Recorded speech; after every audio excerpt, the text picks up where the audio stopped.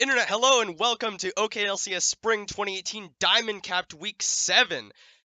We have, unfortunately, only 2 Diamond Cap games for you tonight. 2 of them got played on a previous patch, so we can't show those, and one of them we're not showing for other reasons. So, we only have the 2 for you today, one of which is going to be, the first of which will be between GSM, Gecko Slammer Armageddon, and Too Fast, Too Furious. I'm Alex, Agent A2. And this is Benjamin Beniona Morales, and I should emphasize that I'm Agent A to the numeral. Yeah, Just so that you know. get really confusing here in a second. Yeah. There's So we're a gonna go lot ahead of and get in twos. the game between Gecko Slammer Armageddon and Too Fast, Too Furious. Now with triple the Agent A2. So there's Agent A2.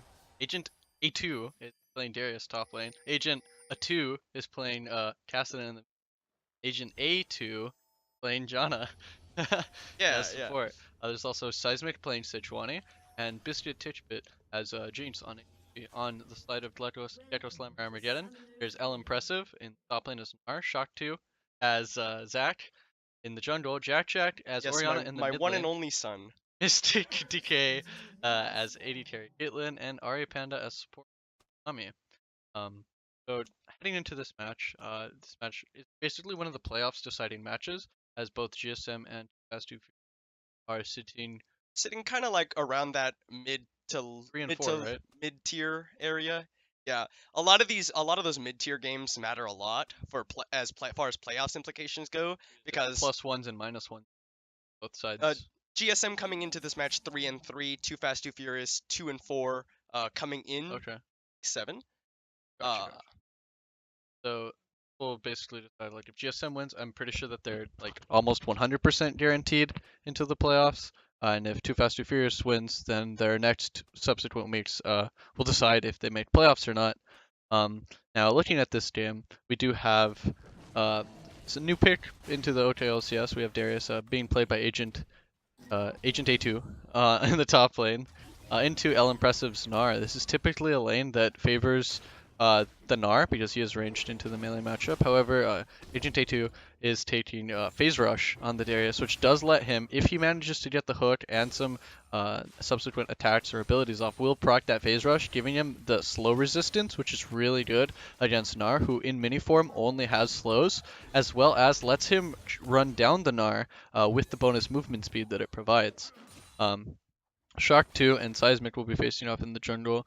Seismic has some pretty decent lanes to gank, at least for the Darius, but not so decent in the bot lane and in the mid lane because Agent A2, as we'll pronounce it, you gotta put the emphasis on the right syllable. Emphasis on the right syllable. Agent A2 does not have access to like really seeing the Orianna that well in the mid lane, the Kassadin, until he reaches level 6. After that, we might see some ganks. However, Jack does have cleanse prepared for the Glacial Prison later on in the game. And then bot lane, Agent A2, the Janna, will not be providing that good of ganks because, I mean, what are you going to try to do? Launch a Hurricane from halfway in the lane and get that max duration? And so it'll be good to see how Seismic makes those ganks happen once it gets to that later stage in the game. Instead, we probably will see Shock 2 try to make some ganks happen around El Impressive, who, as we see right now, is in Mega Gnar has actually really strong ganks with a Phase Rush. If you manage to stun or CC someone who's activated Phase Rush, you can kind of cancel out that window of movement speed and, like, for example, if he gets pulled back by the stretching strikes, really lock down the Darius and basically eliminate him from having a rune. As well as mid lane, you need to pressure this Kassadin early pre-6 in order for Jack to get a lead and maintain that lead and potentially start looking to roam on both lanes. And then Mystic DK and Ari Panda will be most likely pressed up, like we see right now, against the enemy's tower, since Caitlyn tends to push into Jinx and has a stronger laning phase, trying to get a lead. Some notable nerfs on this patch are that Fleet Footwork, which both Biscuit and Mystic DK have taken, has been nerfed, as we see the first gank in the top you're lane. talking about. An Arctic Assault will cancel out the Elastic Slingshot, but it's a level lead for Shaq 2, but he's going very low. He's going to have the Zac passive. The Apprehend pulls both of them in. They will get the Zac passive. Impressive, trying to kill off Seismic. It will be first blood over to the top laner of GSM. Impressive will die to the bleed from Agent Agent A2. Shaq 2 is going to pop back up and Elastic Slingshot out to safety. So first blood over to Impressive, but Agent A2 gets the red buff and gets to stay in lane. Yeah, really nice counter gank there by Seismic. However, Shock2 did have that he dropped there into the blobs as he died, and actually Agent A2, who's Noxie and Might wore off there. There's He a goes teleport back in. from What? behind. Shaq 2 gets killed by Agent A2 as Impressive teleports behind him. Agent A2 gotta be careful here. He does have double buffs. Is gonna get the heal off, and Impressive is gonna be surrounded by minions, not gonna chase too far. The bone plating proccing now. Yeah, the bone plate armor only procs once on the bleed for the initial tick, but the bleed does continue to deal regular damage. So if you get auto attacked by Darius, the bleed, it's actually like bone plate armor is kind of a noob trap because he usually will just hit you once. Ooh, That's an really apprehend long onto range Impressive. apprehend. He will hop off of a minion and get back to safety. And we got to see there the phase rush activated by Agent A2 in the top lane there. It's gonna get really... Yeah, so it's Agent A2, like pronounce it normally. Agent A2 for the Janna and Agent A2 for Kassadin. Different emphasis. Okay, alright. I'll keep that in mind. But now, Agent A2, as Darius, level 6, and with 2 kills to his name, he hasn't taken a recall. The flash apprehend onto Impressive. Noxie and Guillotine not going to be enough thanks to the bone plating, and he will have to get go out of the tower range. Impressive holds on to his flash, just using the hop to get away as Agent A2 has burned his. But Seismic coming up here. Flash, Arctic Assault will not land. Impressive, nice sidestep on the second part of the W. One more attack will not be enough, and Seismic cannot get the kill. Shaq 2 charging up the Elastic Slingshot. Yeah, really nice sidestep there on the flail as El Impressive just, breaks Seismic's ankles there. 2 flashes, but no kill netted for the side of Too Fast, Too Furious. As he's able to get this tower here, I'm really surprised that Seismic and Agent A2 didn't decide to stay around to punish this Gnar a little bit harder. One of the things I do know about this matchup is once Darius gets ahead, if he does have phase rush, he can really start bullying out the Gnar, because it's kind of like a race on both sides to try to get phage and boots and just start outspeeding the other one, because as Gnar, once you get the speed, you can continuously proc hyper, stay just out of range of the apprehend, and just kite the Darius to death. But if you're Darius and you get that bonus, it makes proccing phase rush that much easier as you're able to land apprehend. Really nice apprehend bar by Agent A2. So hopefully things will calm down a little bit so I can at least go through pick ban as Agent A2 jumps onto Jack. Will just be a short trade. On the blue side, GSM ban away Anivia, Aurelion Sol, and Poppy. Whereas on the other side, Too Fast, Too Furious target banning onto the ADCs. Will ban away Varus, Vayne, and Xayah. And then in the second rotation of bans, Malphite and Zoe taken off the table by GSM, and Too Fast, Too Furious respond with more mid lane bans as well. Ahri and Syndra taken off the table for them. Yeah, Agent A2 is pretty commonly known for picking the Malphite, previously known as Weenie. Weenie, previously known as Weenie. A2. So he's played Malphite before in OKLCS, and we actually see some really nice solo kills come from him, and so it's nice to see the respect ban, I guess, from GSM to deny it into the Gnar. Gnar doesn't struggle that much into Malphite, but it's respectful. Malphite does have some options there with his route that he can take to play a more aggressive lane, like we see here in the Darius. And then really big ADC focus bans from the side of Too Fast, Too Furious in the first rotation. Mystic DK still getting his Caitlyn. Mystic DK has actually been playing a lot of these more siege-reliant ADCs in order to pressure the lane, like Varus and Caitlyn, and doing really, really well on them. Impressive gonna Gnar Agent A2 into the tower. We'll get the Decimate heal off. Apprehend will not land. A really nice trade there from El Impressive, making sure to get the most out of his Gnarl. Sometimes it's kind of difficult. That's a lot of damage. Impressive is going to get the Hyper proc. Looking for some more damage. The Nullifying Orb will nullify the Hyper damage. And Agent A2 sidesteps the Boomerang, and he will make it out alive. Impressive holding his flash. Doesn't want to go too deep trying to get that kill. Yeah, he holds and misses the Boomerang, and then as well as you saw there, he was trying to dodge away from the Darius's blade there, and he actually ran a little bit too far backwards and still got hit by the blade, which means he missed a lot of this kill opportunity there. Because if you recognize you're gonna get hit by the blade, you should really just continue to press forward, kind of like play more aggressive than the Darius expects you to do, and then still be able to break into that kill threat Seismic zone. has snuck his way into this side brush. He's been here for a while now. Yeah, it is past that level 6 where we said that the Jane Soul will be available, and Seismic does have the Glacial Prison. I wonder why they continue to play so safely. Mystic Decay and Aripanda significantly dropped their pressure than they have been having for most of the early game. They, He's I not don't. going for the Yeah, he's not. gank. Oh, Oh, the yes, Arctic he Assault is. will come through, and Mystic DK flashes back towards his tower. Kind of noticing how Biscuit and Agent A2 were playing here, very aggressively positioned forward as well. It's usually one of those sixth senses that you can tell that the jungle's just by how others are playing. As we Agent see, A2 jumping onto Jack. He's been playing a lot more aggressively ever since he got that Rift Walk. Kind of just jump on the Orianna. yeah, typically if you don't get significantly behind S Kassadin, you can just start playing very aggressive, and unless Shaktu is nearby in order to punish, Kassadin will bully out the Orianna and kind of make up for that lost early game. One of the things about Orianna is she's like mostly magic damage, since even her auto attacks using that clockwork windup do a significant of magic damage. And Agent A2's passive, I forget what it's called, but it's But 15%. 15% reduced magic Yeah. damage. It used to give him attack speed actually, based on how much magic damage it blocked, and so you'd see like a Vigar ult him, and then he'd hit 2.5 and start flailing mad. You saw on the minimap actually, the Scryer's Bloom saw Mystic DK and Airy Panda taking a recall, so that is the signal for Too Fast and Furious to start up the Mountain Drake. Shaq 2 is level 7, Seismic trying to keep him out of the pit. There is no vision actually in there. Agent Go for A2 1v1. No steal from Shaktu as he is denied nicely by Seismic. No Glacial Prison used, but he does know that if he were to try to Elastic Slingshot over the wall, it'd most likely mean his death and the Agent loss of his A2, passive. A2 rather, is gonna look for the Decimate onto Impressive. He's going very deep for it. Flash forward by both top laners. Impressive will die to the Decimate. The 1-for-1. 1-for-1, yeah. A But the dive by shutdown. Agent A2.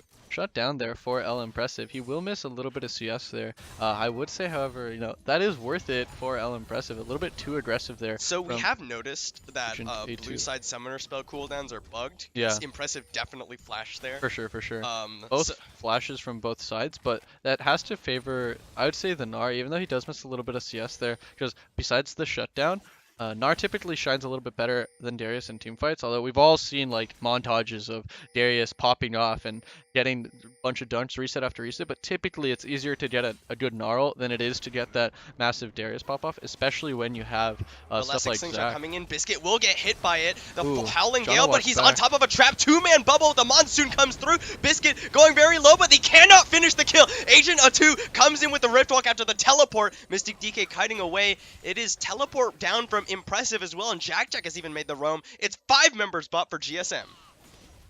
Yeah, a very big explosive fight there as we see it.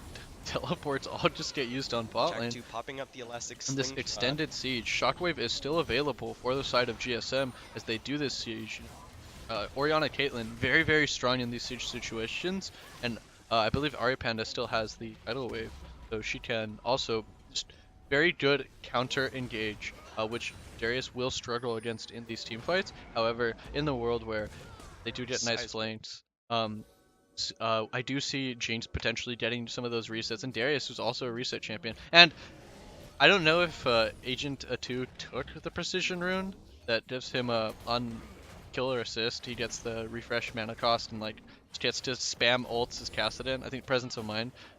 If he took that, he's also a reset champion, and so that's a lot of resets for the side of Too Fast Too Furious to quickly and furiously kill things. Not fastly, that's not a word. Well, fast itself is actually Yeah. an adverb, in addition to being an adjective. Just depends on the context. Yeah. It's context. Fast and Furious and Fast and Furious accelerate a fight. Is that a valid sentence? Yeah, fast and furiously. Accelerate a fight. Yeah. Definitely. Okay, cool. Fast being the adverb that That's- modifies. That's what I meant to say, not what I said. To pretend I said it. Yeah. So Tower First Blood does go down in favor of GSM. Thankfully, Agent A2 is able to take down the top lane tower as Impressive teleported down. And then gold-wise, it's only a 1,100 gold lead for the side of GSM, as we see most of that culminate a little bit here in the hands of Jack in the mid lane, bot lane, and then most of that gold, as we said, because of the shutdown, is a little bit in Agent A2's hands in top lane as Darius, but because of the shutdown, because of how the kills got traded, El Impressive isn't that behind. If the team is really only has to deal with the Darius in the team fight sense, and it's going to be up to Too Fast Too Furious to really enable him. Since Darius used the flash top lane for the trade, it actually really weakens his team fight. One of the really nice things you do with Darius is stack up 5 hemorrhage stacks on the front line, and then go flash into the back line with the Noxian Might, and get a really nice like bleeds on everyone, and that enables him, right? Something you can easily do against Zac. If, for example, Zac is trying to kidnap someone, you do not want to kidnap a resetting Darius onto your backline. As well as you can use the Let's Bounce to pull him away, right? yeah, you can That's a good application. Of maybe not Zac. kidnap, but would it be It's like arrest them. Saving take Private- him, Saving yeah, Private arrest them Ryan. and take him away. type situation? 4 members of GSM here in the mid lane as Too Fast Too Furious disperse back towards their respective lanes. Mystic DK and Jack both here trying to put some pressure onto Agent Atu. Low wave clear mid laner in the form of Kassadin. Yeah, it's really nice to pressure the Kassadin, although he's like walking up and face taking these creeps. Luckily, Janna's here to help the lane. So Janna also pretty good in defensive siege situations. Just she can shield the tower, and the Howling Gale is pretty menacing to have charge up in the backline since you don't know exactly in what direction it's going to be going in. Blue buff will be picked up here by Jack as they now turn their eyes towards the Herald. Alright, so talk to me about this. Both mid laners have gone for Tear of the Goddess into Rod of Ages build. Yeah, so this is that like mana who needs a blue buff type build where Kassadin does have some mana ratios in his kit, but basically you get to abuse the Seraph's really The 25% mana cost reduction. cost reduction, as well as you get to use the healing and the mana restore whenever you get hit from the catalyst that builds into the rod, and then the really like expanding mana pool that you get from rod, which builds every minute, as well as just it has mana in its component, adds to the AP that your Seraphs will inevitably be building based on how much mana you have. And so you get this, you get either like a death cap or a void staff, and you end up with like this super tanky, undying, unrunning out of mana type mid lane champion, which tends to actually be really good for, assassin-y type champs like Kassadin, but also for control mages. This is something that they've been doing as a response to the fact that like it's just really defensive. Because you can, like, whenever this Kassadin does jump in on you, you can proc your Seraph's shield, and so Cleanse and Seraphs will be available for Jack later on in the game. Slingshot onto Agent 8-2, as Impressive is coming down. Yeah, kind of disjointed there, not really both getting there at the same time as the swing and a miss there from the Darius, however. Steps on the trap, no Caitlyn available to headshot as they only tickle the Janna's shield. Agent A2 also going to be here, and there will be a Cloud Dragon. So Cloud Dragon also got buffed on this patch. Yeah, It provides... we were talking about it on the Gold Cap stream earlier today. It's like, what? It's 2% attack or a movement speed at all times. Per stack. And then that's tripled when you're out of combat. Yeah, so that's actually really good because, like, especially with a Janna giving you the movement speed running towards her, as well as she passively gets it. And gets the bonus on hit magic damage based on how much bonus movement speed she has. But it allows you to rotate really quickly because you're out of combat. And then also that little bit of extra movement speed in teamfights can really make or break some things. Yeah. The difference between getting hit by a skill shot or not. Apprehend, mostly. For Darius, I hope that he builds a Righteous Glory this game, as A2 going in, gonna get punished really hard by Mystic DK.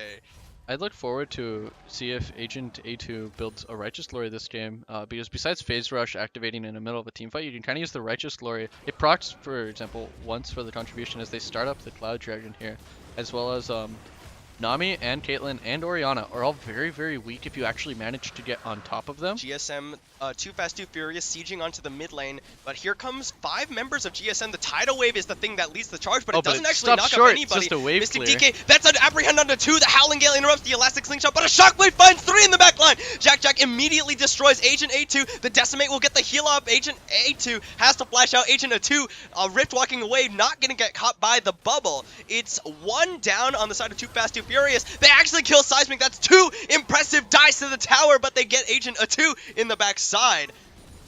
Yeah, and that was like a really not super exciting tidal wave there, used for wave clear as well, that's it Nami's also only gives source move of speed when it passes through Oh your yeah, allies. it does, right? Yeah. So So that's GSM, that's the tactical usage right there, and then a really nice 1 for 4 right there for the side of GSM. yeah, GSM 4 for 1 at the end. Yeah, yeah. Biscuit actually died after flashing over that wall somehow. Rift Herald gonna be started up by GSM. Unfortunately, because of the bug, for whatever reason on this patch, you can't see the correct summoner spells on blue side for whatever Yeah, reason. and Ari Panda's ult, for example, is up when it was very clearly down. We got to see it, the movement speed buff for everybody. So Rift Herald picked up by GSM as well as the second tower of the game.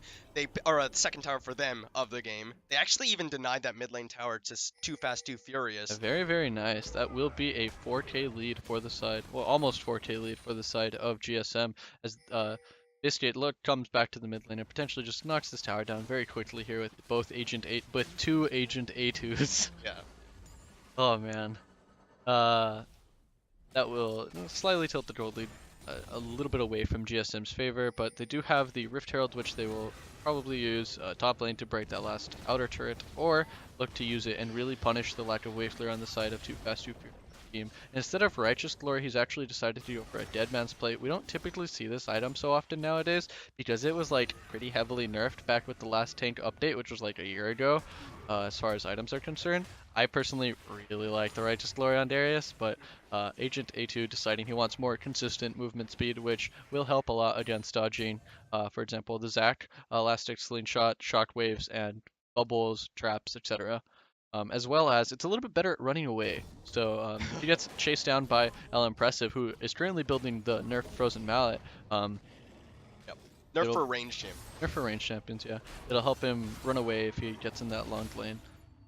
It does, Dead Man's Plate does break as soon as you enter combat and you auto attack, but it builds up as long as you're not being hard CC'd. You're just being slowed, I believe. You don't lose your momentum stacks anymore. That was one of the changes that was made to it, yeah. Because they weren't, they were seeing not a lot of people build it for the reasons that it's just not as good as Righteous. Yeah.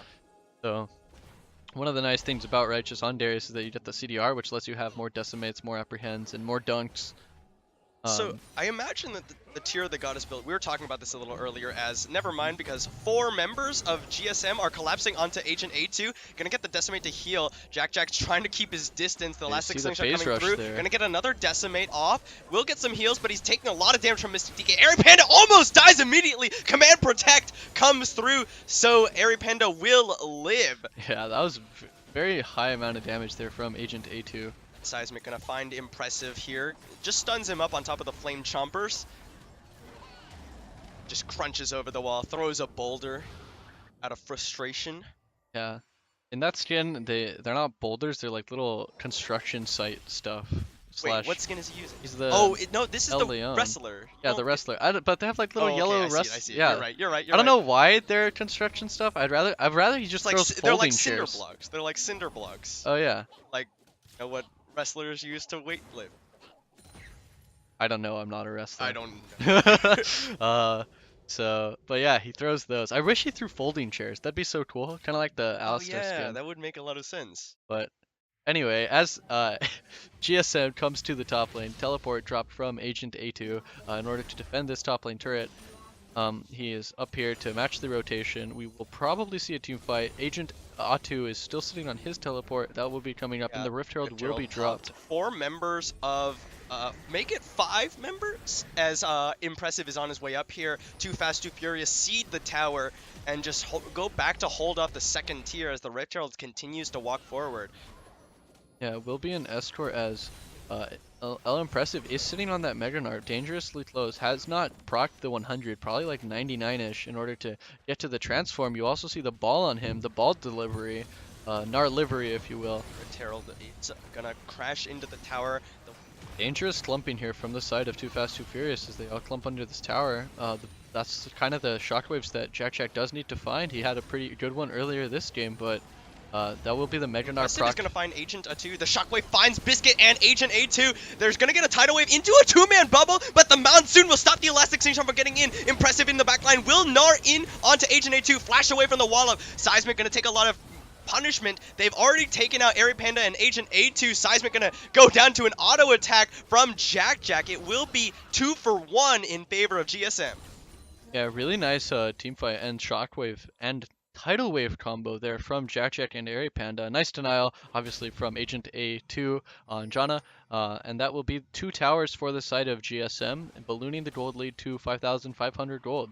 They look like they're going to make an attempt at this Baron here. Oh yeah. Agent A2 does not have teleport. Agent A2 does, but does not look like he has a lot of wards available to teleport to. As it just looks like they There's will the run scrying down. orb. It will see GSM starting up the Baron, They're but with getting Seismic still fairly dead, low. Agent A2 is kind of coming over the side. He's gonna look in there, goes in. He Oh, and it steals steals! it! Agent A2 steals the Baron as Kassadin! You know, I commonly see like Syndra and Orianna do steals because they have enough AP ratios to do so, but I didn't know Kassadin could, and or Shaktu just missed the smite. We'd have to go back and look at that one, but that was a really, really nice timing there from Agent Datu. I think the was Jinx's- blind, too. the zap gave vision. That's the Oh, only really? thing. Yeah, and so really, really nice last hit there from Agent Atu as he's been practicing 167 before that one. Too Fast, Too Furious now with the Mountain and Infernal.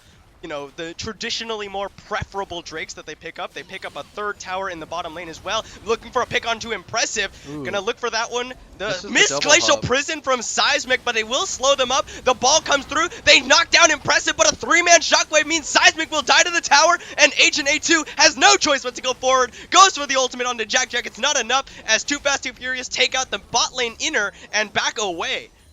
Yeah, right there you got to see kind of like a Darius dream denied. He got the reset, got the decimate onto 3 people, but no consecutive dunks. Right there, if you had Righteous Glory, you know, you pop that, run really fast, everybody dies. But that will be, sadly, 2-for-1 trade for the side of Too Fast, Too Furious, although they do get 2 towers there in the bot lane. Really nice for their side. That will, on that Baron power play, I'm pretty sure that slightly closes the gold because Baron itself gives some gold, but the traded kills not so much. The towers, thumbs up for that. We do see now Jack Jack will be picking up this blue buff as well. Baron's still on 3 members of Too Fast Too Furious as they reset and prepare another siege. That control ward's still up there from the previous tower fight that we had. Evened up on the towers though. 4 towers to 4 now. Just under 4k gold is GSM in the lead. And so that brings us to talk about like which one of these teams scale better into the late game. You know, typically Caitlyn, a lot of people say she's like only an early game ADC, but Caitlyn actually scales Caitlyn pretty scales well, pretty well. but nothing in comparison to AoE massive resetting crits from the side of Biscuit. The later that this game goes, the more spooky she becomes, as well as Kassadin. Kassadin has an amazing late game. You know, Orianna, she can do things in team fights just like Caitlyn can. Caitlyn can land nice traps which amplify her crit damage later in the game. And Orianna, you know, 5-man shockwaves, almost a team fight win every single time. Darius has to make sure that he does scale well, but like we said, Gnar can make really good walls. So although I would say individually they all get outscaled, maybe not so much the Sejuani and the Zac, GSM does have a really nice wombo combo in order to, you know, play around that if they do get outscaled. They do have still really good team fighting. It's just to make sure that Agent A2 and Agent A2 don't find opportunities to really make their champions shine too much, as well as getting that reset for the presence of mind casted in, the get hyper jinx, and the Noxian might on the Darius. A lot of, yeah, like you said, a lot of Gonna be up reset to mechanics. They're Agent A2 to deny that wombo combo. So really nice Janna pick for the side of Agent S2. A2 is still split pushing on the bottom side of the map. He has his teleport live. So one of the nice things about Kassadin is if he does, you know, stay fairly decently ahead, which he kind of is this game because he didn't like hemorrhage that much in lane, although there's been some really nice shockwaves from Jack Jack, is that he can actually 1v1 / split push against the Gnar a lot easier than the Darius can because he has blinks instead of having to run fast, so the frozen mallet doesn't affect him too much, as well as typically in Gnar builds, if you're versus an AD opponent and you build these health items, you're actually still really susceptible to magic damage in mini form because you don't have the base stats to back it up. Ooh, Biscuit really taking fat some crit. Wait a second. pressure. Monsoon used just to heal him up. They're jumping onto Airy Panda. Airy Panda has to flash away. Seismic coming around the side. Biscuit gets punished. Has to burn his Summoner heal as well as the Monsoon from Agent A2. Yeah, the Tidecaller's auto attacks Yeah, there. Tidecaller's blessing. From Airy Panda there in combination with Mystic Decade's headshots. Back to Crits. charging up the Elastic Slingshot. The Howling Gale is down as well as the Monsoon, but Jack Jack will Oh, he take some steps on a pressure. trap. Takes a Breaks his mom's back. think that's a crack, right? Step Yeah. on a crack, something like that. Anywho, he breaks his own back as he takes a crit to the face. Really nice sieging here from the side of GSM as they whittle down this tower. Pretty low. He's sitting here at 1/3 HP, and that will be probably one more siege from the side of them as they down. So GSM find themselves back in one the more towers. inner turret for the side of Too Fast, Too Furious to hold on to. And as we said, this Kassadin doesn't bring a lot of wave clear to the team comp, so unless he's split pushing, he's not really contributing too much to the map in order to defend from it. Most of the wave clear responsibility falls onto Biscuit now with the Runon's Hurricane finished. Got some AoE crits on the minions. We'll see another turret. We see now Mystic placing some traps here on some of the key choke points so that he doesn't see that Darius, he doesn't see the Shaq 2 Sejuani. start charging up the Elastic Slingshot in Fog of War. Agent A2 comes in with a Rift Walk, will get caught by the Elastic Slingshot, but nobody goes down and apprehend on the two members, including Mystic DK. The Tidal Wave will disengage the fight. Agent A2, they get a Glacial Prison in onto Shaq 2, but he's going to use the Let's Bounce to disengage. Trying to get back, lock into the air, and Solari comes out as the tower falls in favor of GSM. Seismic playing zone as Mystic DK walks forward. The Zap going to miss. Nobody dies. Yeah, some really bad rhythm there from GSM as we saw L Impressive and the Tidal Wave come out as the tower was still alive, and I can only think that's the only reason that L Impressive did not go forward. We talked about the spectator bug on his flash. Maybe it wasn't up there, but that looked like a really mean, nasty Gnar into the wall for 4 members there if his flash was up. So either he didn't have flash, or the team just wasn't on the same page there as to what to do and called them off, because he just kind of jumped in like montage style and just said, you know what? I'll let you live today. Yeah, you did good, kid. And as we said before, they do get outscaled, so that's a really, really scary, like, missed opportunity from L Impressive there in that last team fight. As he now builds towards his Gargoyle Stoneplate, he now has a stopwatch, and one of the nice things to see is, as Gnar, when you are Mega Gnar, you can jump in, CC everybody, and then kind of wait out the fight because he's extremely cooldown reliant, so you can wait out in golden mode there, sitting around. That's a double Cloud Drake, and like Very we said, fast. that's pretty strong. Pretty fast, yeah. The double Cloud Drake will really help out also the ADC on Mystic Decay because of the fact that he does have the 2 Zeal items. This will allow him with the Tidecrawler's Blessing or the red buff to auto attack space Biscuit a little bit in order to zone away and kite more efficiently. Since he has now finished the rapid fire cannon, although both ADCs now have it, Biscuit would have to be consuming like the AoE rockets, which have a slower DPS, and so in the 1v1 it actually really helps out if Mystic is mechanically inclined enough to make those fights happen. It'll also really help out, for example, if there's Darius running at you with Deadman's Plate, kind of gets nullified by the just inherent movement speed that they're going to be getting both out of combat and in combat. Really helps on the spacing in between the two front lines. So Jack is basically a full Rabadon's Death Cap up over Agent A2. Yeah, that just comes from... Actually about even as far as items go between Mystic DK and Biscuit. And GSM, they're rushing up the mid lane, but that means Too Fast, Too Furious. They're going to turn onto the Baron. Yeah, they'll take it pretty fast with the Mountain Drake, as well as Biscuit empowered by the Janna Ardent Sensor. Shaq 2 lurking around the side, the Howling Gale down. They're going to get in. The Monsoon will keep him out yet again, but the Tidal Wave comes through. The ball in the pit. Shockwave finds 2, and they eliminate Agent A2. Agent really A2 nice is going to get Let's Bounced in. Double kill goes over to Jack as they take down Seismic. Now they will slowly focus down Agent A2, Mystic DK on a rampage, but they lost Jack on the top side of the map. Agent A2 and Biscuit are still alive, so they have 2 Baron buffs, but it's defending 2 versus 4. Yeah, 2 different fights happening there as the Baron was secured, one in the pit, one outside of the pit, and a really nice Shockwave and Gnarled inside of the pit to secure that fight. However, the 2 carries of Too Fast, Too Furious Prison are still finds alive. Agent A2. Elastic Slingshot comes through. The And no Seraph's Janna to Embrace save Shield you. comes out. Ace in the hole was cancelled. Impressive, taking some damage from Biscuit. Airy Panda gonna come forward and exhaust, but flashes away. Shaq 2 tanking up the tower. The Super Mega Death Dragon almost takes them out. And now Mystic DK is still continuing to siege, but a teleport from behind from Agent A2. He's coming in the redemption from Too Fast and Furious. Rift walks onto a trap. Mystic DK, though, taking a lot of damage from Biscuit, and Shutdown goes over to Biscuit. Get excited. Agent A2 Rift walks forward yet again. So many Rift walks. He's Rift sprinting at GSM. Yeah, he just did. He's past that level 16 mark where he does get the reduced cooldown. Don't know if he's taking ultimate hat, but that presence of mind allows him to spam it like no tomorrow. It's on a really, really short cooldown, as we Teleport see. coming in Yeah, from Agent A2 as well. Seismic bringing up the rear. The ball goes out to zone, but Agent A2 coming out here. The ball thrown out. Agent A2 just uses his abilities. Now Shaq2 has to get out because the tower's already fallen down. The inhibitor will go down in favor of Too Fast, Too Furious, and now they've just got to get really out. explosive play there from the side of Too Fast, Too Furious as they punish the overextension.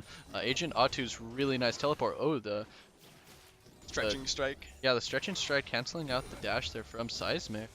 That won't be a fight though, as they do not want to fight against it. And we mentioned that they get outscaled, and honestly, if you lose Baron twice and you lose an inhibitor, you're pretty much outscaled at this point. Even though the kills are in favor of GSM, they did not really find, as we said, that many objectives using it, as they never cracked an inhibitor, and that's really like the key. Once you're an inhib down, the map pressure just starts. You just start suffocating on it, and so it's going to be at least 5 minutes before we see the inhibitor respawn and Yeah, more and you stuff. have to think GSM with the first Baron that was taken away by Agent Atu's Kassadin.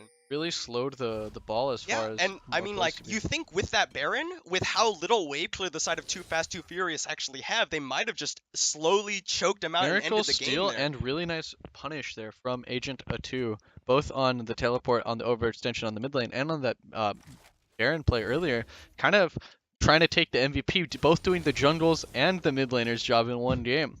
Surviving the lane phase against Jack Jack. He's playing very, very well thus far, and we'll see how well Too Fast, Too Furious plays off of him to try to finish this game. As from now on, any dragons that spawn will be Elders, so that next one coming up in 1 minute 35 seconds. Baron still on the side of Too Fast, Too Furious as they look to take other towers. No teleports, however, so they will be grouping up as 5, and we see a really big bot wave building up for the side of GSM pushing into Too Fast, Too Jack 2 Furious. charging up the elastic slingshot, looking for an opportunity to go in. Not find it.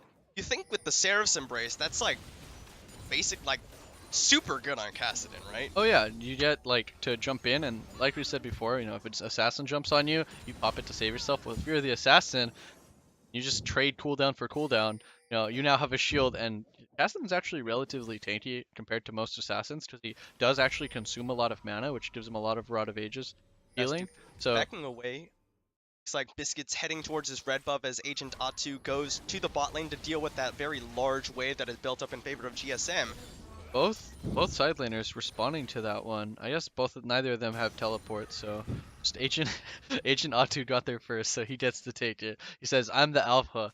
I'm the guy that gets the farm. I need to finish my Lich Bane," as he sits on a lowly Sheen. The Lich Bane being like the next really big item for his DPS in these team fights, because you know a Sheen, it does like an extra what 60, 80 damage on your auto, but like a Lich Bane, that's like 300 damage a pop on the W on Bolt.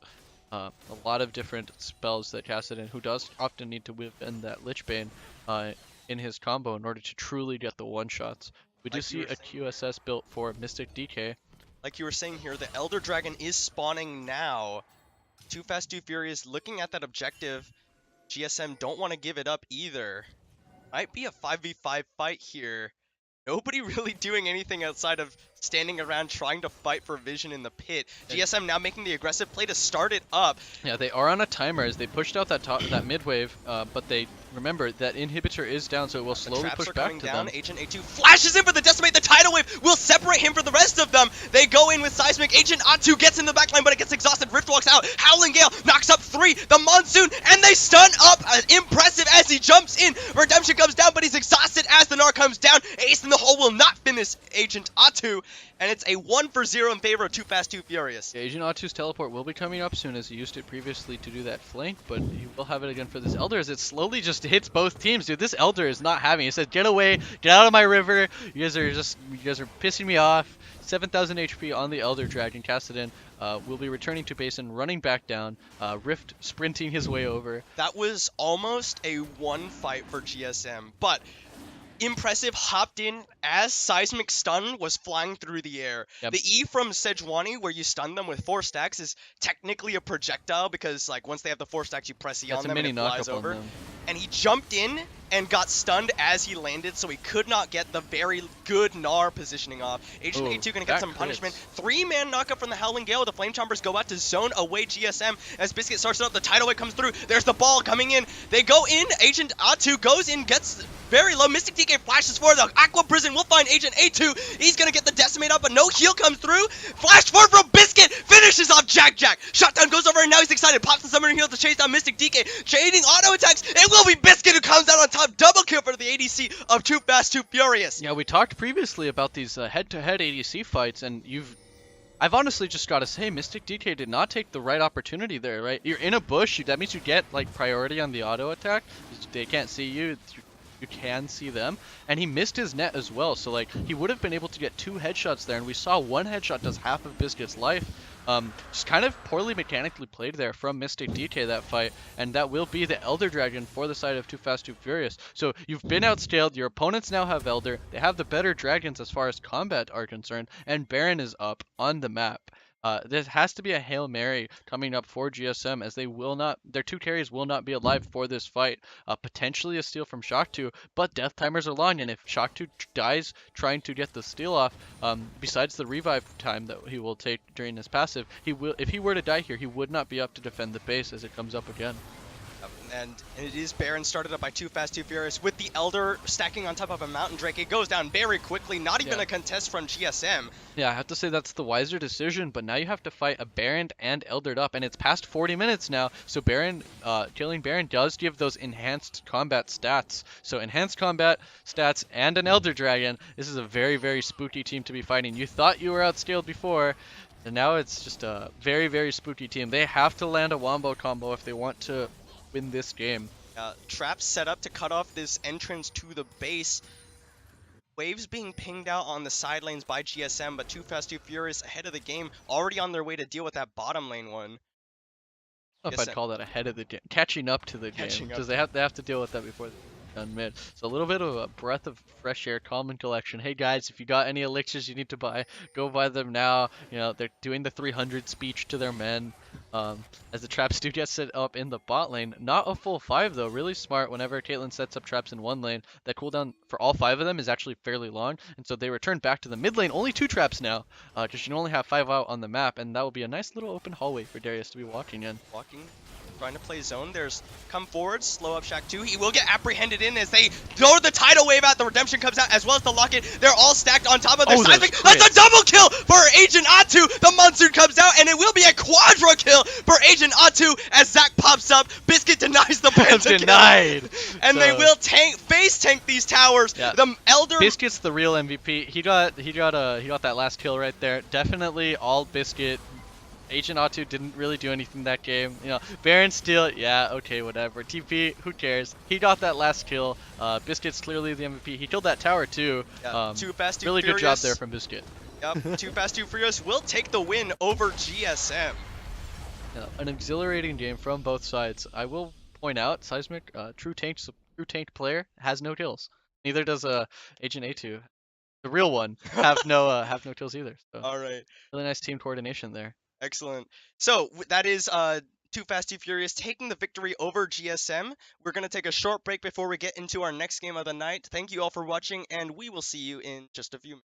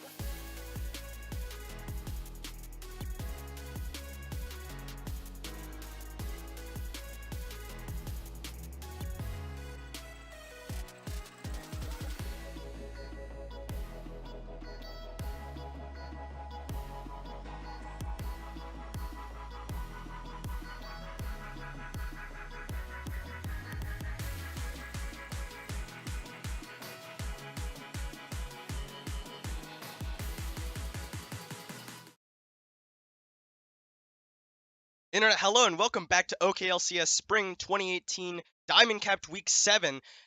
We do have only, unfortunately, one more game for you tonight. Two of the games this week, Reign of Kings versus Snek and Wadu Heck versus OGR, were played on the previous patch, so Yeah. unfortunately we can't show You can those to say you. the results of those games, right? Yeah, we'll say them at the end. Okay. But then the other game, Sky Zero versus United is one. We're not streaming for other reasons. So without further ado, we're gonna go ahead and get into the final game of the night, which is between Apache and OU Diamond. So we'll go ahead and get into it. Apache on the blue side, they're coming into this week 5-1. They've only dropped a game to the currently ranked #1 seed Sky Zero, whereas OU Diamond, they're coming into this 2-4, having taken victories off of GSM and Star Zero. no, no, Oh, no, very close to Star Zero. No, yeah, no, they took close. a. Who's the other team that they beat? Golly. We'll Uh, check the standings quick. Meanwhile, we do see a five-man did stack here they from beat the Wado side of Heck, OU I think. Diamond. Wado Heck. No, Yeah, they did not beat Wado. Oh, hold on a second. As Apache gonna get 5-man run into Himana, gonna have to flash over the side there. yeah, nice double ward there from the side of Apache in that bush. So Oh, they beat United as one. okay, so they beat United as one, and they beat GSM. GSM. Okay, yeah. And they had a very close game last week against Sky Sky Zero, Zero. which to me says this game's winnable. So I'd like to see how this game goes. This is a highly anticipated game, right? Last week we were anticipating Apache would drop a game potentially. I was because I thought that they had a very easy schedule slash they were rated. And they did not, saying that we Yeah, are rated just as highly as we should be as #2 because they only lost the first place, which is they respectable. took down Wado Heck last week as well. Yep. So And Waterhack a pretty aggressive, strong team in their game. Now United as one has a kind of different playstyle depending on who's playing. This is should be the roster, but obviously there's a sub. Dr. Wildy will be playing jungle this game. As we see, what I like to highlight is the top lane matchup. Right, we do see Slappy on. Unconventionally, he very rarely plays actual tanks. Usually yeah, we see the him more on true the tanks. Cho'Gath, Yeah. the Scion, the more broken, I guess, top lane, does a lot of damage, Juggernaut type tanks, right?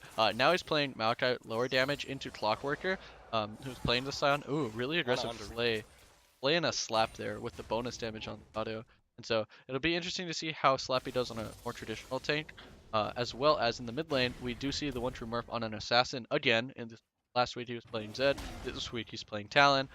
Into Renji's artillery style mages. He's really popular for playing the Zerath, the Vel'Koz, etc. So, missed death sentence there from Himana. And then the jungle, right? Aikido also unconventionally playing Zac, usually more on Sejuani or a carry style jungle. So I'd like to see how Aikido does against the sub. I do see Aikido potentially doing well in carrying the game. And then in the bot lane, this is the biggest highlight of them all, so I've saved it for last. General Vici and Himana, in the bot lane have been very, very well against most other OKLCS teams. And then here they're faced off against what I believe is also another top 3 bot lane, Rito, Torchic, and Yofish. Oh, hold that thought as Dr. Wildy gets a stun with the counter-strike onto Renji. Will flash back towards his tower. Gives him a nice little goodbye now as he gets the double arcane open. Going in for the combo, will sidestep Nice the hook sidestep. as well, gets the aftershock damage off, and Himana gets his bone plating. Flash forward from the one true Murph, and the ignite solo kill onto Renji for first blood. The one true Murph coming out strong. Wow, did you know that? Something something, Talon first blood's really high percentage. I don't actually know the stat, but I know it's a thing.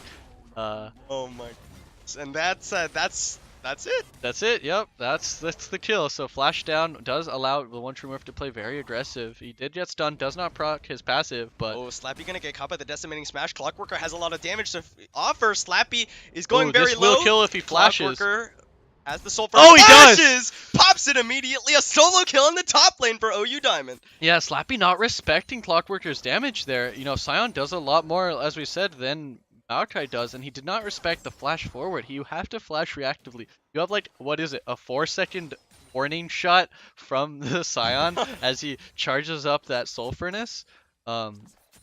Disrespecting the damage there. He will cost that with a teleport and a death for the side of Clockworker. The top lane, top lane, Top lane OKLCS MVP. did get solo killed there by Clockworker.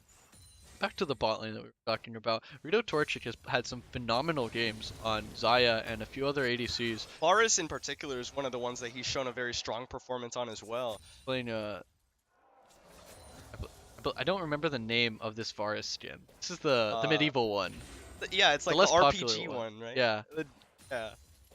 I don't even remember. It's not important as long as you're not playing like the Arctic Ops or the Light Crystal and Dark Star. Those are like the really cool ones. So he's playing the less cool one.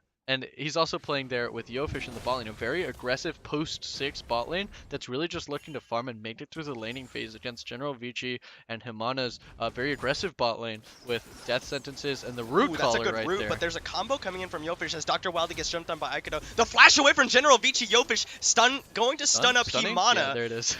He hesitated there on the stun. Himana's Death Death sentence gonna does land land. onto Yofish. Rito Torchic still trying to turn around Another some damage. root Yofish collar. going very low. Summoner heal comes out from Rito Torchic, keep him alive. He goes goes back back in with the combo. Ignite goes down. Yofish is still alive. He gets the kill. General Vici goes down. Himana will die to, Himana will pick up a kill onto Yofish with a flashes. flash. Rito Torchic gets it back, and he will survive the tower shot. 2v2 gets 2 for 1 in favor of OU Diamond. Wow, so like we're almost on cue. They go super aggro, and we see a nice blows all sums on both sides, and right there, that shield, the lantern drop there from Himana did not land in time. Ooh, as he gets knocked up, as he uses the invulnerability to try to dodge, Good advance. but Clockworker does land the decimated smash. Good Bramble Smash there to interrupt that. Level 6 from Slappy, however. Clockworker low Wet on noodle mana and going fights. kind of low. Here's the Nature's Grasp being used. Bramble Smash will miss. The sapling not going to be enough damage to kill off Clockworker. He will If he survive. stays, that's so greedy. Yeah, He's he just needs to- relying he on the fact probably that needs to recall Slappy here. is low. Is he gonna get soloed back? Oh, Clockworker just hit 6. He does not have the mana necessary, or maybe he has Mana Flow banned. He does have the mana Does necessary. appear to be the Scion has really high mana costs, and so Mana Flow banned commonly ran when he does the setup, as well as Oh, the fact Yofish that, Hex Flash goes in, the combo into Renji, and he gets Wow. killed again. The one True Murph full combos him and takes really him nice down. roam there from Yofish to further snowball the flash that we previously got out on Renji from Dr. Wildy, snowballing the one True Murph in the mid lane. Clockworker decided he'd The Hex Flash into Stay the in. Alistair combo from Yofish. clean. A Smoothie cosplay right there. I don't think I've ever seen Smoothie take it, but that was a Smoothie level roam as Yofish gets a really nice roam to further snowball that lane, and I like to see that, especially since they're not 6 in the bot lane yet. There's not really, you don't want to be playing aggressive. Those previous trades that were happening was really just Rito Torchic getting more efficient damage off than General Vici in those fights.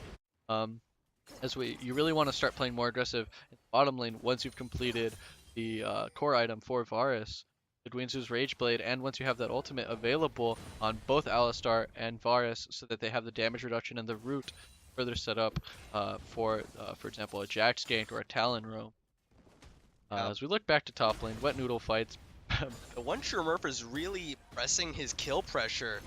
Has a near 20 CS lead over Renji now. Really nice trades there from Slappy. We saw that one twisted advance that kind of failed, but other than that, he's been getting some really nice dodges on the decimating smash from Clockworker. Right here, we do see I could have Aikido spotted out.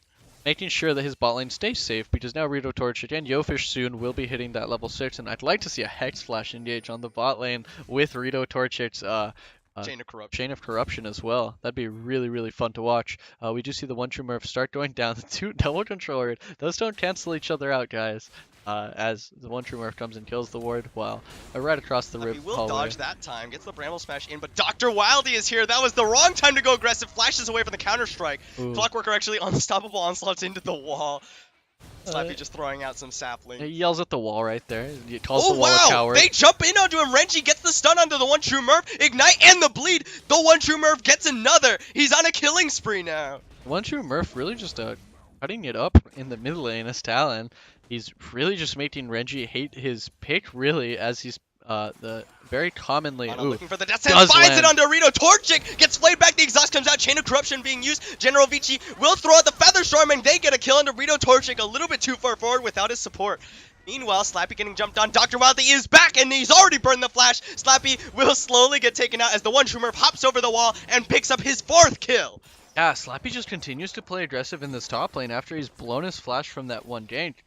Previously, it was a really bad time to play aggressive, as we saw that, Aikido and United just once knew this because he was clearing one of the control wards in the bottom side of the river, and Slappy, you can't jump in there if you don't know where the Dr. Wildey will be on the map. And then in the bot lane, abandoned, Rito Tortured gets death sentenced right into a bunch of feathers. General Vici does end up using the Feather Storm. This does leave him vulnerable for future ganks, but Rito Tortured did use the Chain of Corruption in response. So potentially some gank that will have to be set up by Yofish in order to punish General Vici and Himana's very aggressive cooldown usage. Flashes will be coming up in the bot lane as they were all pretty much used at the same time in that 2v2. No Guinzoo's completed for Rito Torchic. Really nice punish there for the bot lane of Apache. Yeah, it appears that Aikido really hasn't had a whole lot of impact in this game. I don't think he's actually used Elastic Slingshot onto a champion. Yeah. Not even as an attempt. Just really not finding the right time to go for a gank here. Yeah, and he's also down in farm. Aikido, getting out jungled by the jungle sub of United has won. Better jungle wins, as they say. OU Diamond. OU Diamond. Why did I say United has won? I don't know. That's not in this game. OU Diamond, my bad. Control ward taking there for the side of Slappy as he now, throw some saplings in the bush. Slappy saplings. Say that 5 times fast. And he will be trading. Look at that. The one true Murph is on his way to this top lane, and Slappy's on the wrong side. The Bramble Smash will interrupt the Decimating Smash, but will it matter as the one true Murph is here, jumps onto Slappy, pops all of his abilities. Slappy just going to use the Twisted Advance to try and run, uses the Nature's Grasp, almost makes it out, but the Mercury Shreds from the one true Murph will keep him unrooted. Unstoppable Onslaught canceled early. Hey, running through the jungle, Talon does get to parkour a little bit faster. Yeah, we'll just wait for the cooldown, and the Clockworker Soul actually Furnace. takes it with the Soul Furnace. Yeah. That will be another death from Slappy in the top lane. He is 0-3. Dr. Wildey gonna get stunned up by Renji's Q, it. but that means he doesn't have it for the one true Murph. But there's Elastic Slingshot. Let's bounce. Pulls them into the tower. They lose Dr. Wildey. The one true Murph hops over the wall. Clockworker flashes away from the slow, but takes a tower shot in the end. Will it be enough? No, it's dodging away from the right of the arcane. Aikido gonna come forward, press his W, and get the kill on the Clockworker. Percent HP really nice against Clockworker, who with the Soul Furnace is able to stack a lot of that HP pretty quickly. Really nice counter gank there. We were flaming Aikido for being the worst jungle, but he's just biding his time. 100% slingshot accuracy so far. Yeah, and he is able to match that gank perfectly and turn it. Really nice stopwatch usage there from Renji as well, as he dodged the Decimating Smash and the Soul Furnace damage as Clockworker was tainting tower with it. Really nice change of events for Apache, as we see Aikido go from all O's to 2 O's and double O's. 2 double O's. Yeah. We know what you were trying to say. Yeah, you know what I mean. 200. As we now see only a 1,500 gold lead for the side of OU Diamond. In spite of that very early 2v2, General Vici and Himana having gotten that kill on Rito Torchic pushed up by himself, he also has a 12 CS lead over his opposite and number. Then he picks up 3 here, potentially. Hopefully he last hits them all. Good. And so that will be a 15 CS lead for the side of General Vici here in the bot lane. Typically, Xayah gets slightly outscaled as far as killing tanks is concerned at first and second items compared to Varus. And so 12 CS, not the biggest advantage, but it's the right step so that once she gets past that 3rd to 4th items, she will be doing some really fat crits, as well as it's more about situationally finding engages onto the Jax when his Grandmaster's Insight is not up. Or Grandmaster's Might, so that he doesn't have that bonus resistances on himself. Dr. Wildey looks to try and steal a red buff from Aikido. Aikido does pick it up, but will they have the damage? The parkour over Aikido is going very low. The Ignite still burning, as well as the bleed, but the one true Murph is now getting comboed. Going very low. Right of the Arcane is available. Yofish knocks Himana away to try and get his mid laner to safety. Will parkour over the wall, but he can't parkour over that one. He's already used it. Right of the Arcane comes through, and Aikido will pick up the kill with another attack. Yeah, that will be a little bit too much parkour there for the side of OU Diamond. Why do I keep saying United as one? OU Diamond, and that will be one true Murph falling. Yeah, that's a shutdown going over to the side of Apache. Yeah, that now only really closes down gold. the gold. That's almost insignificant, as the gold is mostly centered on these top lane fighters. Top lane tanks just wet noodling each other to death. He throws a cat, he yells at him. uh, this will go nowhere as eventually you get to the point where the tanks can't kill each other. It's really nice that the one true Murph came and picked up the gold, secured the kills for Clockworker when he could. Although Clockworker, 2 and 1 himself, not doing so bad. He is rushing what looks like a Warmogs, and I've got to just say it's really bad, considering that Warmogs got nerfed once again on this patch to be 3,000 HP. Yeah, the threshold before you get the massive mega regen. Yeah. And so Scion, although he does get a lot of HP from his Soul Furnace passive, he will not be building 3,000 HP anytime soon. It's usually typically as a top laner, it's built as a second item, and as a jungler, we'll see, for example, Aikido right now, he's building what looks to be a Dead Man's Plate, maybe? Could be Randuin's. Could be Randuin's, yeah. Typically as a jungler, you have to build it as a third item.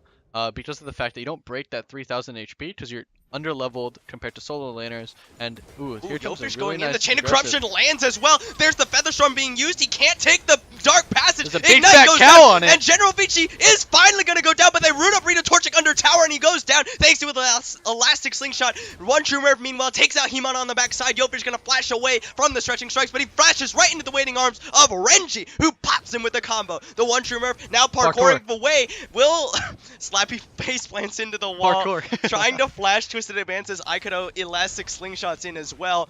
Dr. Wildy seizes the moment and goes top lane, trying to just do as much damage to the tower as he can. He does not have full tank Jax, but he does have attack speed, and he does have a red buff. Yeah. And they have the wave. It will more than likely be tower first blood going down in favor of OU Diamond in the top lane. Scion and Jax have some of the most satisfying tower smashing noises. Because they give back when Scion was released, they started giving really unique tower hitting noises to champions, and then Jax, obviously, nothing sounds better than the sound of Jax backdooring a tower, unless you're not a top lane player. Then that's probably a really bad sound to be hearing. And so that will be first tower blood for the side of not going to be finding the One True Murph. He'll just parkour away to break the stretching strikes. So much parkour. Every time that it's he goes to technically a new called wall, the Assassin's Path, but we like to call it the parkour. Assassin's Path is just too much, dude. It's parkour. It's like Assassin's Creed. Yeah, dude, if you've ever parkoured IRL, Death Sentence gonna land. Himana gonna flay him backwards. General Vici putting out a lot of damage. Rito Torchic pops his summoner heal. They headbutt him away. Elastic Slingshot coming in. Flash away from Rito Torchic as Yofish pops the Unbreakable Will.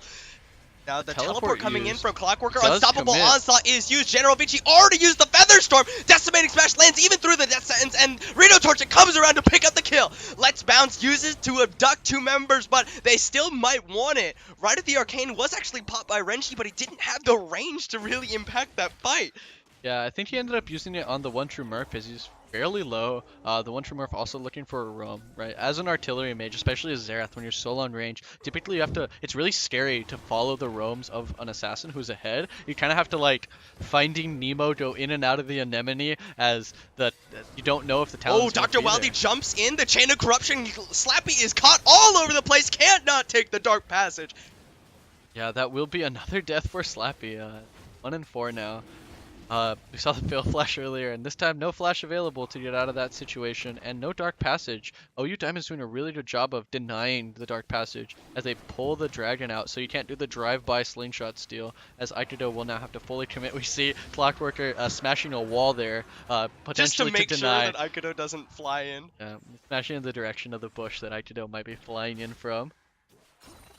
And so that will be an Earth Dragon and a lot of kills for the side of OU Diamond. Now with a 3,000 gold advantage. Another Death Sentence finds under Rito Torchic. They follow it, but Yofish is going to try and cover him. General Vici throws out the Dark Passage. Yofish going to get rooted up. They pull him in, but Rito Torchic is going to try and turn this one around. Just continuing to play aggressive on the General Vici. They flay him back, but there's the feathers. Rito Torchic going to fall. Himana goes down to an auto from Yofish, but he will get pulled back in, and General Vici picks up one. Yeah.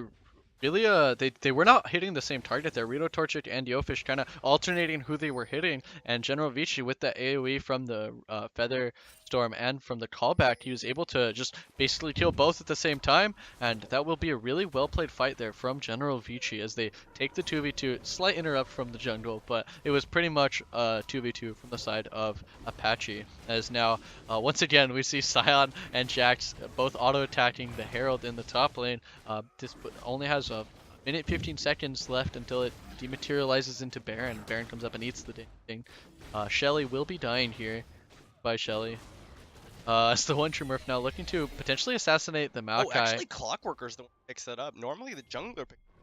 That's probably Dr. because of the... Wildy about to jump onto Slappy, but this time This he's time he finds finally the able to get the lantern, Dark yeah. Passage. That's probably because of the fact that like you can't build Green Smite anymore, and as Jax you really like the ward jumps to make plays, and so he's probably just giving it to Clockworker because he will be wherever the team's trying to siege. Sion is really good in siege situations where he's constantly able to make zones of control. The Herald should be getting dropped mid lane as it's one of the best ways to take down these wave clear mage slash artillery mages towers, as typically as an assassin you really hard to get tower damage onto them.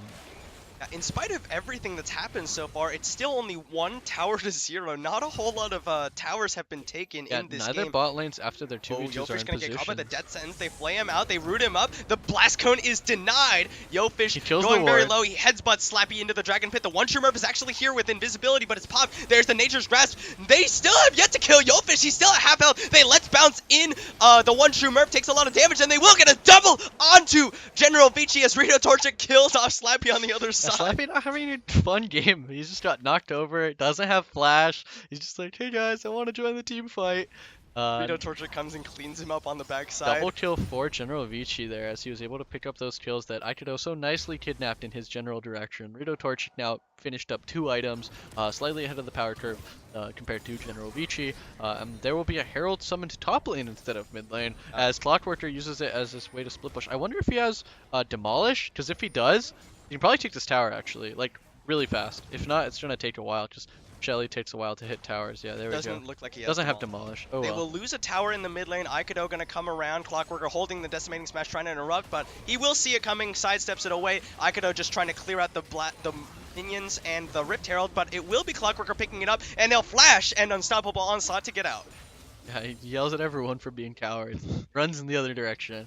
As we see Rito But that has given the position for OU Diamond to try and get some damage onto this mid. They're very scared of the possibility of Renji and General Vici unloading a lot of damage. Yeah, it's very spooky because they have 2 of the best champions in a siege. General Vici is on the Zaya, who's one of the better wave clear ADCs, as well as Xerath is almost impossible to siege into unless you find a clean engage, and that really is only the Chain of Corruption and the Alistar, while Talon was bot lane, unable to really follow that up and make an assassination happen. OU Diamond is going to be stuck in this limbo until they do something because they decided to commit the Herald top. So Rito Torchic, after Guinsoo's Wit's End, he has an Amp Tome in his... It's true. So let's start theorizing what this might be. I've actually seen a lot of Varus's build Zhonya's because it helps, but I don't think, like, maybe if you were against the Talon, you'd want that. Yofish, he gets a 2-man combo, but alone. Unbreakable Will popped. Nobody to help him out. The one true Murph is here now, but it's enough time for Apache to back away. The things I've seen it built into are Zhonya's, which I don't think is good this game. There's the Void Staff, which is actually pretty good into tanks. There's a lot of magic damage in his W when you pop it. And he actually has like pretty good scalings. Like, yeah, it's 100% AP ratio on his R. AP Varus is not to be like joked around. There's been some like meme Reddit videos where it legitimately one-shots tanks because like the percent health damage scales it's with way AP. too high. I've seen a Mundo just instantly die against it. But it could also be a Nashor's Tooth if he's going for on a hit build, which he is. But I don't think Nashor's Tooth is that good on Varus. Like, I'd rather see him build the penetration. There's a Roar the Slayer, slows up Renji, will not find the Decimating Smash. So, what other items could this be? It could be a Gunblade. If he's trying to drain tank, it does heal him off of the Wit's End and the Blight damage, which usually if you build Lifesteal on Varus, you don't get to benefit too much from. The Spooky Ghosts. Renji finally finishes off his Zanya, so at least he can survive the one true Murph jumping onto him. For a few more seconds, yeah, until one true Murph ends his life with a swift blade. So edgy. Meanwhile, Clockworker about to get jumped on by 3 members of Apache. Dr. Wildy is here, and so is Yofish, but they don't want to take this fight, really. Rito Torchic hanging around the side there. Night's Out is completed for Yofish, so he'll be healing off of all of Rito Torchic's damage. Yeah, that's who it is. That's who he's made his vows with. It's a Blasting Wand and a Fiendish Codex. What does that build? Banshees? Yeah, it builds into Banshees. It also builds into Those 2 items, I think. Just Banshees. I don't know, dude. I don't play mid lane. Clockworker trying to clear out some control. Slappy actually twisted advances in onto Clockworker. Takes and the Dark Lantern's Passage right out. That means that there's no Lantern for Aikido. Clockworker holding the Decimating Smash. There's the Nature's Grasp. Yellowfish is kind of cut off into that corridor, and that will be Apache pushing him away up the side. Apache now turned to their dragon as OU Diamond getting ready for the engage. Clockworker has the unstoppable onslaught. They can death sends him in, but the counter-strike kinds too. Aikido gets into the back line, and he's kidnapped Rito Torchic with a Featherstorm. They've got so much pressure on General Vici.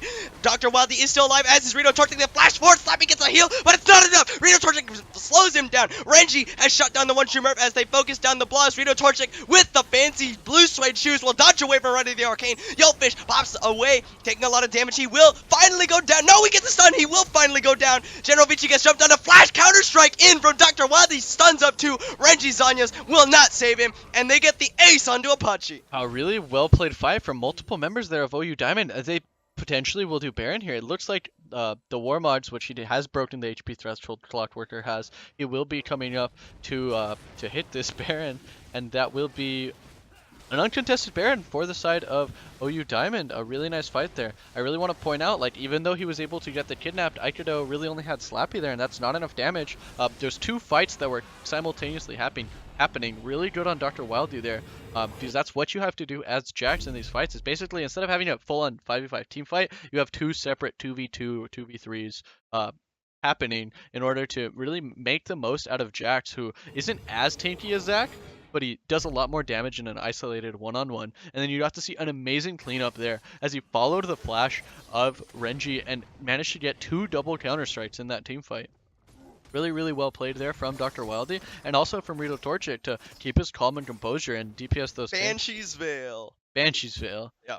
So he can eat one more ability from Renji? I mean, I guess he doesn't get death sentenced. That's true. I feel that's like true. you would just build QSS, wouldn't you? Like, if you're that worried about your positional like things, you would just get a QSS, because like you can build the lifesteal item. After they win that fight, they actually just ignored the Mountain Drake to go straight for the Baron, and now they pick up the second Mountain Drake. Hey, I mean, that's not that bad, you know? Like, no, you got the Baron. That's just good. Yeah, good stuff there, OU Diamond.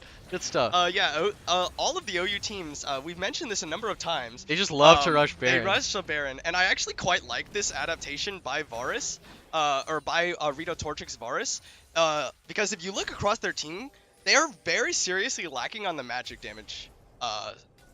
Clockworker on Scion is going to be doing physical damage. They have a physical damage top or a mid laner in the form of Talon for the one true Murph. Yeah, for sure. So this is a very much more heavy AP damage focused on Varus. So it'll give him some magic damage, or amplify the magic damage he already has thanks to his on hit build. It's just weird, because usually when ADCs buy positional items, you buy the QSS because it. Well, but Banshee's Veil gives AP. So yeah. It's just you can get poked down, and then you don't have the positional item. This is like a little bit of the best of both worlds, but it's not so good on the because it'll go down like there we go. Meanwhile, Slappy gets caught by Clockworker's unstoppable onslaught. The Nature's Grasp is coming out. Rito Torchic is doing what damage he can. There's the stretching strikes, but the decimating smash, and they headbutt Slappy into the middle of the team. Slappy gonna slowly get jumped on, and General Vici actually gets soloed out by the one true Murph on the other side of the fight. OU Diamond, with quick 2 kills, force them away from this tower. Yeah, Renji is still up, so they will need to engage on top of him if they want to like really take this next tower. Or just zone him completely away from the wave. That also works. That will be another tower, and potentially now an inhibitor, as there's nobody really here in the area to defend it.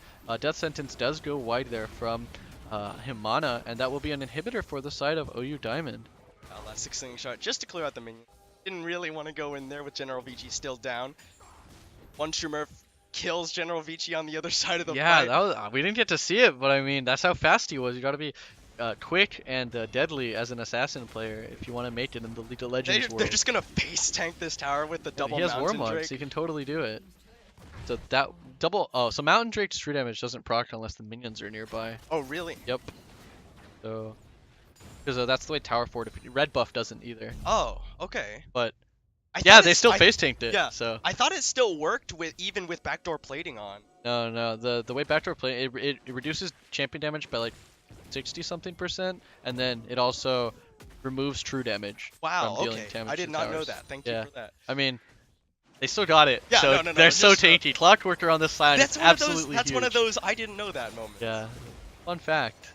Still does. 7 towers to 1 is the lead for OU Diamond as Rito Torchic picks up the Void Staff for some more magic. Yeah, so like that's what I was expecting to happen, because like So commonly, he's hitting these tanks that are proccing Aftershock, and when you're dealing hybrid damage, Aftershock is extremely efficient at blocking that damage. But with his Void Staff, he's going to just be shredding the tanks. 3 autos pop with an ability, 3 autos pop with an ability, and they'll actually just like their health bars will That's just also vanish. like it synergizes pretty well with the Wits End as Ooh, the unstoppable onslaught used on the yeah, Renchi. He absolutely. will use the Zanyas to dodge away from the Chain of Corruption and get lanterned out. Now they've got Clockworker in a good position, but there's the one Shimmer. He's exhausted as he parkours over the side. The Death Ends, but they've already got the counter strike in. Stuns up one, but he's already flying through the air. Yellowfish is in the backline doing so much damage with his Zeeks.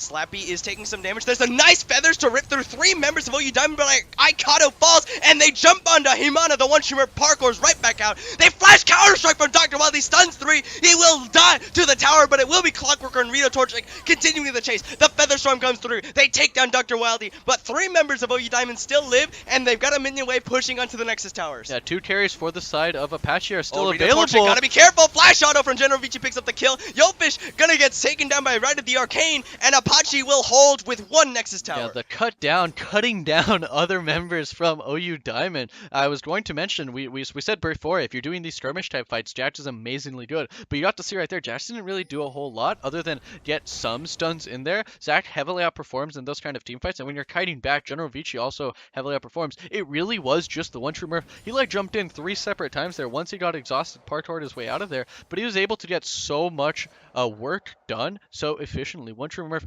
really just like outshining Renji in these team fights, whereas Xerath, all you can do is just like throw abilities and hope that the enemy team dies. But Clockworker with the adaptive helmet with the Warmogs is just way too tanky for Renji to be just blasting. And Rito Torchic with the Wits End, that's a lot of MR. He's not dying anytime soon. We see the needlessly large rod picked up for Rito Torchic. He's committed to this AP Varus yeah, he's build. he's gonna be the magic damage his team needs. When your 80 carry is doing your magic damage for your team. Yeah, man, might as well play Corki, right? Corki cosplay where you're doing what, over 80% of your damage is magic damage? One Murph even stealing away a red buff and actually might find Himana here. Aikudo gonna be seen forward drop. Baron spawning in 45 seconds, but so is the dragon. It's not quite time for the Elder, but the dragon will be spawning around the same time as Baron. Yeah, One True Murph hanging around here. Detzen's not gonna find him. I think One True Murph's like, we say last game, like honorary MVP because we don't have real Renji, MVPs. He missed the stun. The One True Murph doesn't he does have Zanya's though, but yeah, and the Yomu's Ghostblade active was already popped. We gave honorary MVP last game. I guess honorary MVP so far for this game has to be. It's hard between Dr. Wildy and the One True Murph because Dr. Wildy, the sub, has also been playing out of his mind, finding really good team fights in comparison to Aikudo. And then the One True Murph is just making this game go at his own pace, which, as an assassin player, in a 5's setting, is really difficult to do. You've got Jax and an on-hit Varus working away at that Baron with double Mountain. Yofish just doing his best to keep Aikudo out, but that's the headbutt used. Aikudo is going to come in here. That sends him in, but the One True Murph jumps onto General Vici, gets headbutted over the side. They've actually killed Aikudo as the Baron already falls, and Renji gets jumped on a second time. The Zanya's popped, Death Ends lands, but they've already killed General Vici. No Featherstorm available. Renji now going to get focused down. Clockworker finds the Roar of the Slayer slow, the knock up, and it will be an auto from the One True Murph to pick up the kill. Yofish now jumping on a Slappy. Twisted advance. Will it be enough? He's going to get slowed by the hail of arrows. Not quite, actually. The inhib respawns, but Clockworker teleported in the back. He can't actually hit that tower because of the inhib coming back up. Slappy gonna do his best to stall him out, but it's gonna be only a matter of time. 4 members of Apache dead. They lose the inhibitor. Slappy is gonna be the next thing to fall, followed by the Nexus Tower and the Nexus. OU Diamond gonna take down Apache. The game ended like it started with the Renji and Slappy both dying there at the end in order to be the, I guess, last survivors on Team Apache. And so that will be the game for OU Diamond, showing a really dominant series over the second place team. This is just worrying / positive trend for both teams respectively. Yeah, Apache, they took their victory very convincingly over Wadu Heck last week. But this loss, they honestly just they died solo in both solo lanes. Yeah. Rito Torchic came out ahead in the 2v2 bot lane. After dying, which was very, very strange. Yeah, so Apache, that's their second loss on the split. OU Diamond, they put themselves at a 3-4 record, which is actually like tied with 4 teams now, I think. Yeah, so they So let's can see. still make it to playoffs. Yeah, GSM, OGR, SNEC, Too Fast, Too Furious, and OU Diamond. That's 5 teams, all at 3-4. Yeah, so they still have yet to play. We can bring up the schedules for the See, future OU weeks. Diamond has still yet to play OGR. They do not. They lost the tiebreaker to SNEC and Too Fast, Too Furious, but they won the tiebreaker over GSM. Yet to play OGR. And they have also this week they will be playing Reign of Kings, right? That's correct. So No, no, the no, last no. week, Sorry. yeah, They'll play Reign of Kings in the last week. yeah. And they play OGR this week. So still like highlight matches would be Reign of Kings versus Apache, and then OU Diamond versus OGR, which is actually happening this week. So that'll be Yep. fun to watch. So they have 5 teams at 3-4, and they're all fighting for those last 3 spots in playoffs. Oh yeah. Sky Zero, Apache, and Reign of Kings. Sky Zero, Apache, Reign of Kings, Wadu Heck. They're all just above them, sitting fairly comfortably, but careful not to drop too many games or else Yeah. you lose They can higher still seeds Reign of Kings and Waterhook can still not make playoffs in case if like they they lose start out. dropping games Yeah. from right now. So, let's see. Yeah, Slappy died 9 times. That was a lot, That's a yeah. lot of deaths. He has a less than 1.0 KDA. That usually means you feed. So, the 3 series that were not shown, Reign of Kings versus SNEC. SNEC took the victory over Reign of Kings in a 2-1. Is that right? 2-1? Yeah, 2-1. OGR versus Wadu Heck happened on a previous match as well. Wadu Heck took the victory over OGR. I couldn't tell you if 2-0 I believe it or... was a 2-0. Yes, it was a 2-0. And Gotcha. then Sky Zero versus United as one. Sky Zero took that in a 2-0 victory as well. So, that is unfortunately it for us today. Really Yeah, pretty short short stream. stream. Next week there's no patch, so we should be able to get all 5 games in. Very excited because I believe playoffs will be played on 8.6, right? I think that's the case. Okay, Yes. and that's when that new Conqueror rune comes out, which if you wanted to just throw off meta as soon as playoffs come, you've got it. That rune's gonna make bruisers so much fun to play.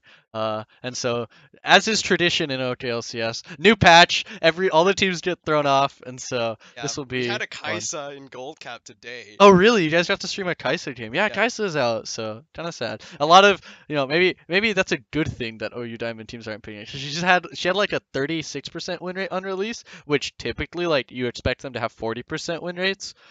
She's actually doing so bad in ADC that I believe Riot's like Wait, API was flagging her as we have support. patches every 2 weeks, right? Yeah. Oh, we might be playing it on 8-7 then, because But playoffs is the over. rune would still be out though. Yeah, That's what I'm trying yeah. to say. Yeah, the meta shifting rune. You don't have a rune that kills tanks and not shift the meta away from tanks. So, Yeah. but yeah, Kaisa was flagged as support for a very long time. Whenever she like Riot saw that she was making so little gold, and like you know how supports make a lot of gold because like Oh, gold yeah, income. So she was making as much gold as a support does on average, and so they were saying, okay, so she can't be the ADC because so the other guy's making more money than her. So, All right. yeah. So we're ranting a little bit. It's a That's gonna short be it stream. for us tonight. Diamond Cap Week 7. Unfortunately, a very short stream. Hope to see you next week. Hope to see you tomorrow. Possibly, actually. There's a lot going on. It might be Tuesday for Platinum Capped Week 7. We hope to Stay see you for the tuned. Platinum Capped Week 7 stream. Gold Cap's done for the Diamond Capped Week 8 on next Sunday at 6 o'clock p.m. For sure, that's the only thing that's a guarantee. That's We're gonna go for the night. Thank you all for watching, and hope to see you on the next stream.